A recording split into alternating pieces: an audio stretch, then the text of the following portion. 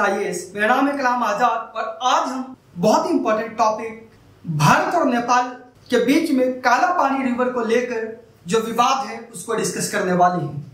पिछले कुछ सालों से काली रिवर का यह विवाद न्यूज में बना रहा है और एक बार फिर से ये न्यूज में है। दरअसल हाल ही में नेपाल की कैबिनेट ने 100 रुपए की नए नोट्स जारी किए हैं। ये है ये नोट, लेकिन विवाद का वजह यह है कि 100 रुपए के नए नोटों में जो तस्वीर डाली गई है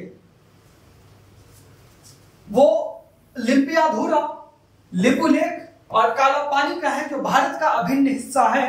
लेकिन इन नोट्स को जारी करके नेपाल ने यह कहा है कि ये तीनों टेरिटरीज जो वर्तमान में भारत का हिस्सा है वह नेपाल के माने जाएंगे। इस वजह से यह पूरा विवाद एक बार फिर से न्यूज में है। आइए समझते हैं इस पूरे मामले को। आखिर भारत और नेपाल के बीच में यह विवाद शुरू कब से हुआ। प्रीलिम्स एग्जामिनेशन में आपको काली नदी की लोकेशन पता होनी चाहिए, जो मैप के माध्यम से अभी हम आपको दिखाएंगे। और इसके साथ साथ मेंस एग्जामिनेशन में आप जानते हैं India and neighbourhood bilateral relationships, India Nepal के बीच के संबंधों के ऊपर मेंस में भी सवाल पूछे जाते हैं, जेएस मेंस पेपर 2 के अंदर। और इंटरव्यू में भी आपकी अपनी ओपिनियन इस टॉपिक के ऊपर पूछी जा सकती है। सो प्रीलिम्स, मेंस और इंटरव्यू की तैयारी समग्र और इंटीग्रेटेड वे में होती है। इस टॉपिक को भी हम इसी तरीके से कवर अप करेंगे। और इससे पहले नेपाल ने 2020 में भी एक कॉन्स्टिट्यूशनल अमेंडमेंट पास करके यह बताया था कि ये तीनों टेरिटरी लिम्पियाधुरा, लिपुलेख और काला पानी वो नेपाल के हिस्सा है, बट एक्चुअल में वो भारत के हिस्सा है। और जब भी बात इंटरनेशनल रिलेशंस की हो तो बायलैटरल रिलेशनशिप देखने के साथ साथ हमें यह भी देखना होता है कि बाकी कंट्रीज के इक्वेशंस किस प्रकार से बदल रहे हैं। और स्पेशली जब रोल चाइना का हो तो ये और भी ज्यादा इंटरेस्टिंग एंड कॉम्प्लेक्स हो जाता है।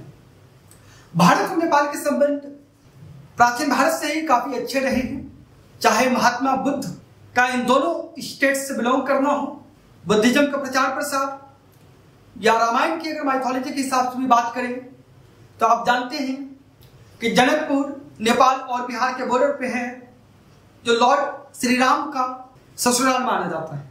लेकिन अभी चाइना आप जानते हैं इंडियन ओशन रीजन में, इंडिया पैसिफिक रीजन में और इंडिया के बॉर्डर्स जहां जहां पे हैं उनके साथ कंटिन्यूअसली डिस्प्यूट्स दे रहा है।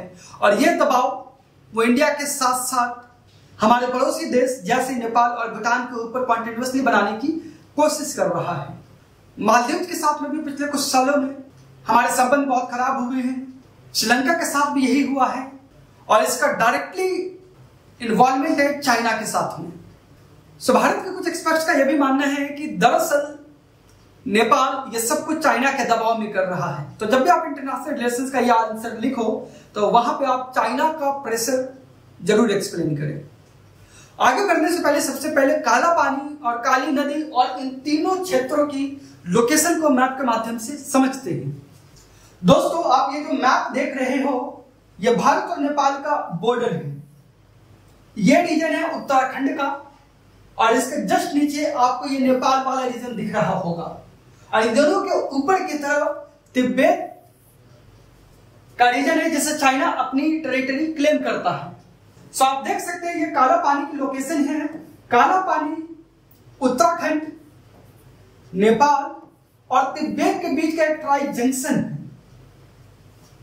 देखते हैं इससे संबंधित उन क्षेत्रों को भी जिसे हाल ही में 100 रुपए के नोट में नेपाल ने अपना क्लेम किया है। दोस्तों, ये एरिया है काला पानी का जिसे अभी हमने डिस्कस किया है। ये उत्तराखंड रीजन है इंडिया का और ये नेपाल और ये तिब्बत जिसे चाइना क्लेम करता है। इन तीनों क्षेत्रों का ये ट्राई जंक्शन है। ये पूरा क्षेत्र जो आपको येलो शेड में दिख रही है ये पूरा रीजन डिस्प्यूटेड है। ये है लिम्पियाधुरा, दूसरा काला पानी और तीसरा लिपुलेख पास। ज्योग्राफी मैपिंग के हिसाब से भी ये पासेस आपको पता होने चाहिए। इन तीनों क्षेत्रों को ही भारत और नेपाल दोनों ही अपना क्लेम करते हैं। तो आइए समझते हैं कि आखिर इस विवाद, इस डिस्प्यूट की शुरुआत कब और कैसे हुई।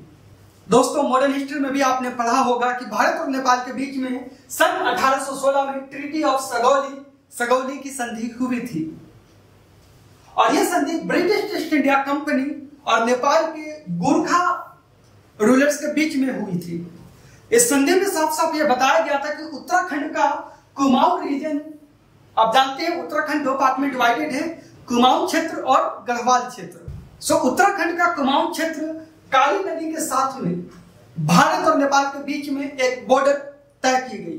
दोस्तों अभी हमने लोकेशन देखा था। नेपाल का मानना है कि काला पानी के वेस्ट में जो नदी बहती है उसे नेपाल ने काली नदी माना है, जिसके अंदर लिम्पियाधुरा और लिपुलेख वाला क्षेत्र भी आ जाता है और इस वजह से नेपाल जस्टिफाई करता है कि ये एरिया नेपाल का इनहेरेंट पार्ट है।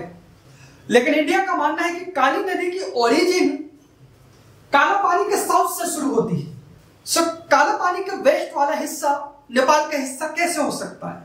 अपने एग्जामिनेशन के लिए आपको इंडिया का स्टैंड पता होना चाहिए। इंडिया ने साफ साफ यह स्टैंड लिया है कि लिम्पियाधुरा, काला पानी और लिपुलेख क्षेत्र यह भारत का इंटीग्रल पार्ट है।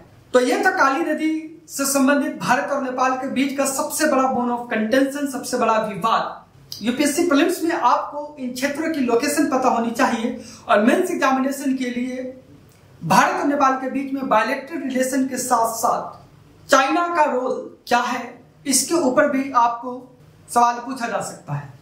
अगर आपको यह वीडियो पसंद आया तो please hit the like button and subscribe to the channel selection IAS for more such amazing content. इस टॉपिक से संबंधित अपने विचार आप कमेंट बॉक्स में हमारे साथ साझा कर सकते हैं और इस नोट्स को पाने के लिए हमारे टेलीग्राम चैनल से जरूर जुड़ें, जिसका नाम है सिलेक्शन IAS और इसकी लिंक हमने डिस्क्रिप्शन में दिया हुआ है।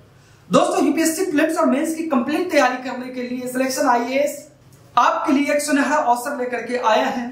स्पेशली जिनके पास टाइम की कमी है, चाहे वो कॉलेज गोइंग स्टूडेंट हो, वर्किंग प्रोफेशनल्स हो, होम मेकर्स हो, उनके पास समय का अभाव होता है।